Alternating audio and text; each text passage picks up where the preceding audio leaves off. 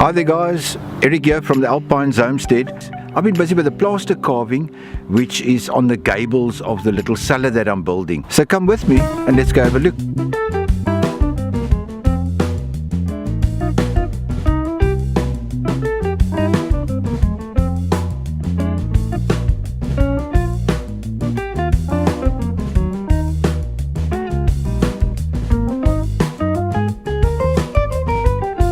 Now I think I've mentioned it before that nowhere on the internet can I find anything as to assist me on this carving method, how it was carried out, etc. How the plasterwork was done, and as I said also it was done by the Malays at the time.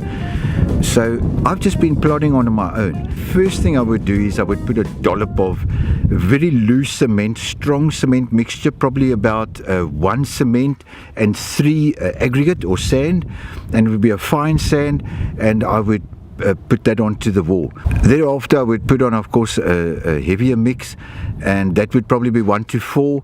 It wouldn't be as sloppy as the first one, and I would build it up to the thickness that I would actually want.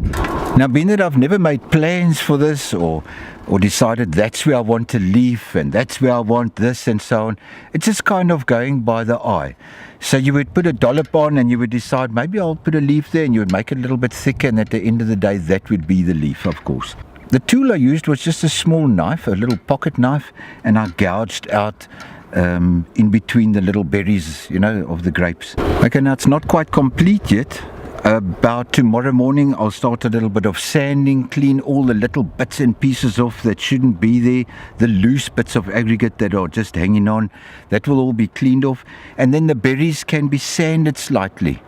Once it's dry, which would probably take about 2 weeks, then what I'm going to do is put bonding liquid on. Now we have a product made by Permabond, or I think it's Permabond, yes, bonding liquid they manufacture. So that will be applied to this, and that will just tie in all the little loose bits of grains of sand and things like that, little loose bits of cement that's maybe there. That'll just bond it all together, and if something should think of coming loose, well, the bonding liquid will sort that out. Afterwards it will be painted, but just before it's painted I'll coat it with another coat of bonding liquid, and while the bonding liquid is still tacky, that's when I put the paint onto the wall. Bonding liquid itself is like a water resistant sealer. So that's what the finished product looks like. I'm quite excited about it. That was actually the last bit of carving I need to do. Just before we go, I want to show you up top there now. The sun's catching it at a beautiful angle. This is not a how-to video. I must just tell you, by no means do I know exactly how to do this. I just go by what I learn on the internet here and there, so on.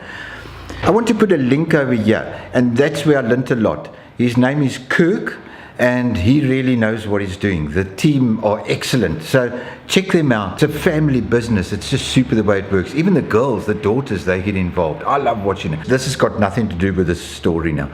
What I found out is, and I always think in the past, these Americans, they always, you know, we know, this is how you do it. But I tell you something, this guy says, guys, I like the way he talks, guys, I've been doing this for 35 years, I know how to do it, and you mustn't do it this way, try another way, try easy way. This guy knows how to do it. You can see. Look, when you're experienced and you've got one line, and that is your line, whether it be work, pleasure, whatever, he knows what he's doing. He can say that. So I absolutely love his videos. Check him out there. As I said, links over here. I'll put a link to Kirk in the description below. So guys, have a super day. Hope you enjoyed it. Don't forget to subscribe to my channel. Thank you. Cheers.